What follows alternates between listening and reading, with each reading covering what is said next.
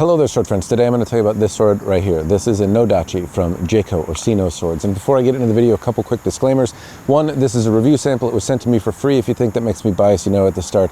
Two, I study Japanese swordsmanship, but I don't study any that use a Nodachi exactly. So to me, this is more of a O-katana, and it's actually still kind of in the length where I could use it like a katana with the techniques I'm familiar with. I certainly have to move my hips to use it, but I don't really study a swordsmanship technique that involves using this route, so I'm a novice in the area.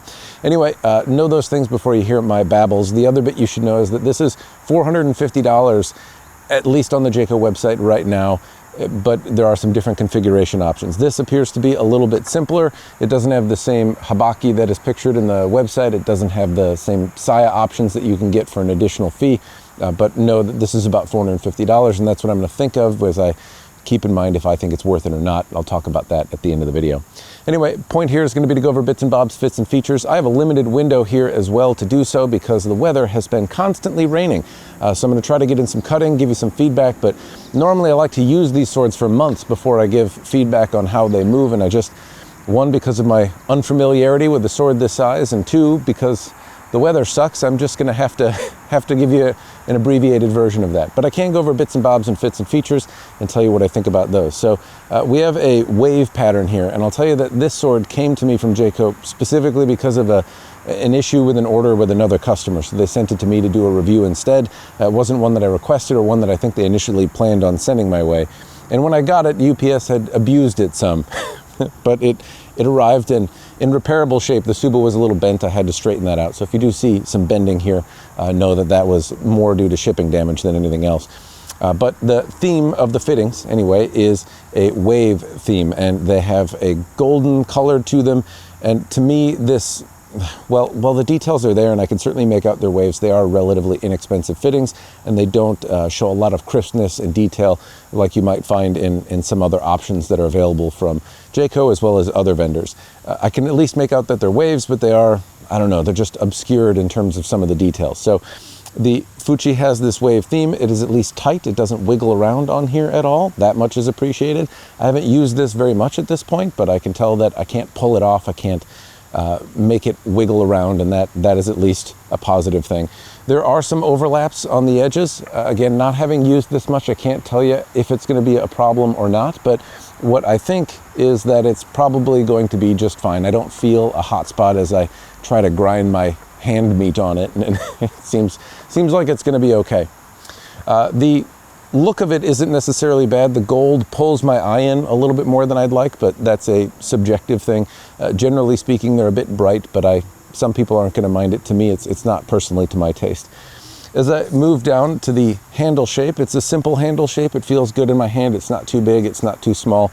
And I'm happy to mention that the Ito is really quite tight here. This is a reassuring thing because sometimes you move the Ito around and it feels like it's going to come loose pretty quickly, and with a 4-foot razor blade that would be a rather bad thing to do. And Ito can be relatively expensive to have redone. So this feels secure and tight.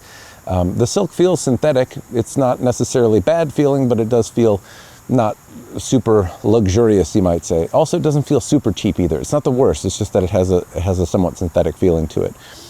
I can make out that there are, well, at least I think there are panels underneath here. I can't make out the edge of any of the samegawa, but it does look like there is some sort of ledge around the side. It's faint, but present. And I can see dragon-themed Minuki underneath the Ito wrap. These have the same kind of, I don't know, muddiness to them as is what I typically would say. There's also some staining on the samegawa, and none of the nodules look particularly large. They're not teeny. It's not the worst skin that I've seen, but it's not super large either. Moving up to the Fuchi up here, again, we have a little bit of a ledge, a little bit something that could be a hot spot, but I don't think is. As I push my finger on it, I can feel it more than I can the ledge and the kashira. But I don't think it's going to be a problem. It fits reasonably well, but this could have been sanded down a little bit to avoid any ledges in my estimation. Fortunately enough, the pegs can come out. I could take the handle off, and the Fuchi is one that I can take off and kind of sand down to my preference. That's harder to do with the kashira. So if there's one that had to be problematic, I guess I'm glad it's this one because that's remediable myself. The tsuba has the same kind of wave pattern to it. Nothing really to talk too much about here. There's like a dragon mixed in there. I think I can make out some scales, and the pattern in some spots winds around the tsuba. I like that dimensionality to it, but in other spots I make out sanding marks and casting lines and stuff. So it's not perfect, but I do like the attempt to wrap around the tsuba.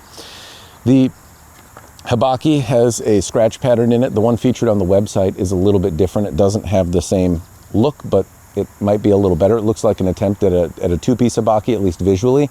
And the saya here is a simple black option, which is what's shown for $450.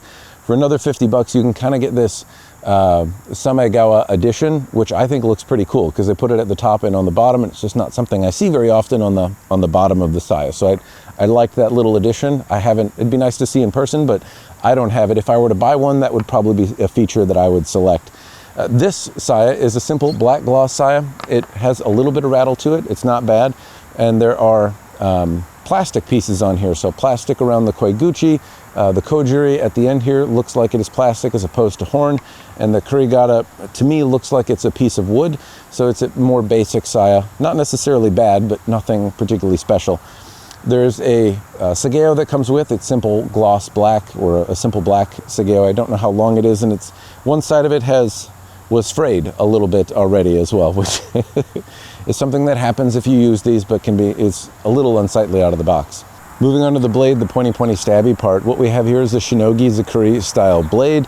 It has folded steel, and if I run this in the right light, I can make it out and see a lot of the detail in here. There's a hamon that's been reasonably well polished. There's really a lot to admire in the blade. It has a little bit of distal taper. The flats look really clean and nice, and honestly, even though it's maybe a Shinogi Zakuri style blade with a bohi, and that is, I would say, pretty par for the course when you look at katana. It's a shape that is maybe impressed in your mind when you think of what a katana looks like, or a Japanese style sword.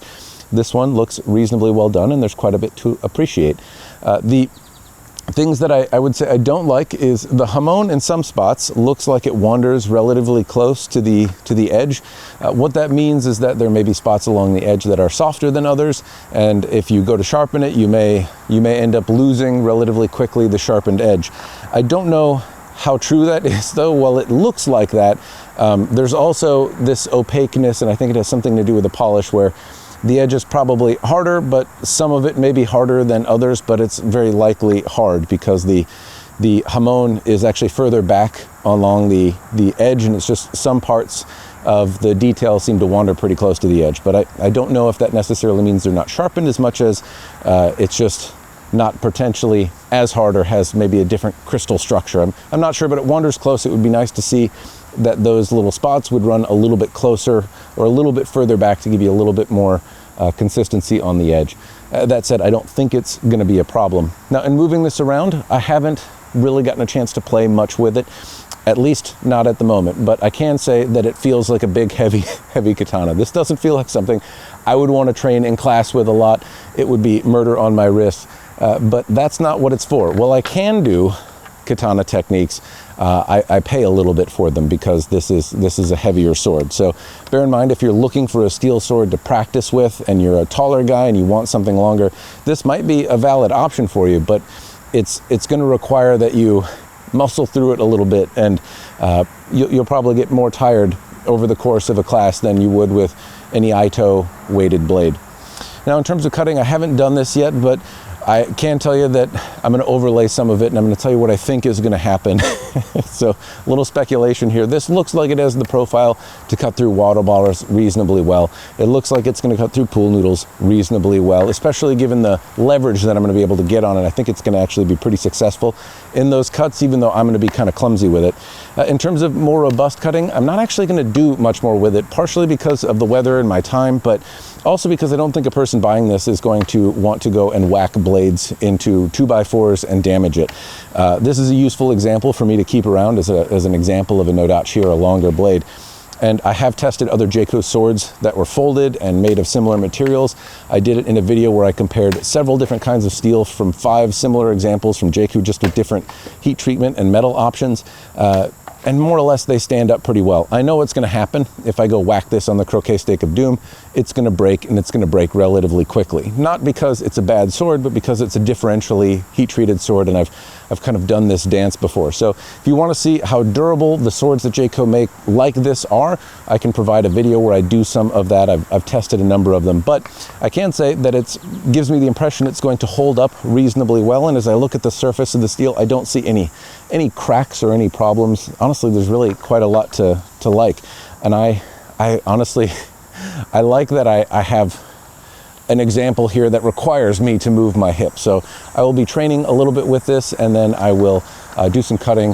If anything seems out of the ordinary, I will say so in a different audio segment, but I'm guessing it's probably going to be par for the course.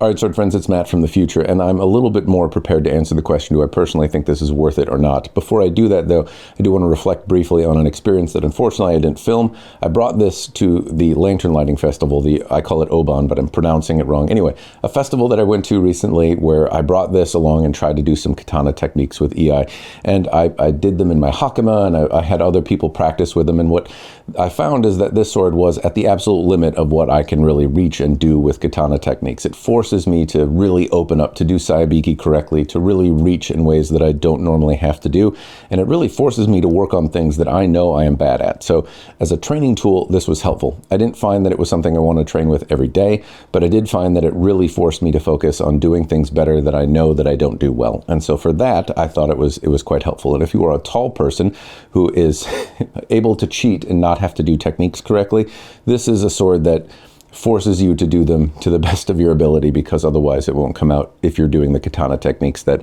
at least are similar to the style that I study. So that was useful. Other people had the same situation. If they were shorter than me, they struggled even more to do it and kind of had to cheat and really kind of let go. Folks about my size, though, had similar experiences in saying that this was probably about the absolute maximum that they could do and still, you know, even vaguely resemble the kind of katana techniques that they were taught for kata. Now, is that useful? I would argue yes. This wouldn't necessarily be the ideal sword to train with all the time, but if you have the luxury of having multiple swords, then I do think that if you are a taller person that wants to work on some of those things, this is worthy of considering as a training tool or something like it. Now, it's time for me to more answer the question, do I think this one is worth the $450 price point? And I will say my gut reaction to this initially was no, mostly because there are a lot of swords for $450 that come with better polishes, that come with, you know, handles and features and fittings and stuff that I like a little bit more.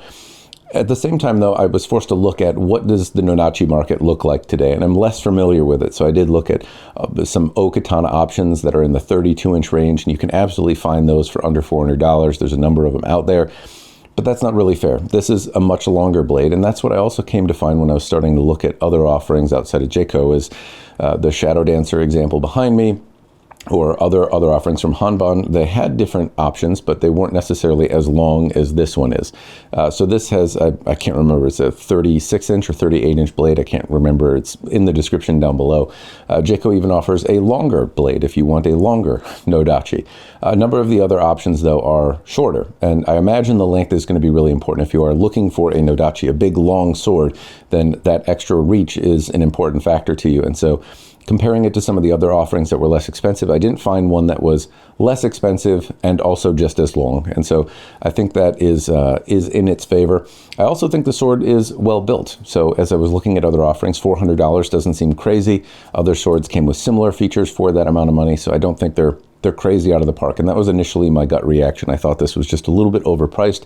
But as I came to understand a little bit more about the market, which I do have to readjust, there is inflation, and there is tariffs, and there is shipping, and all sorts of other things that have risen in cost. So I have to kind of reevaluate what I think $450 can buy. But on the market, it does seem like this is reasonably fair and honestly reasonably well executed. I have noted some grievances and things that I would like them to improve, but fundamentally, you could probably change out some of the fittings and make it a little bit more to your taste.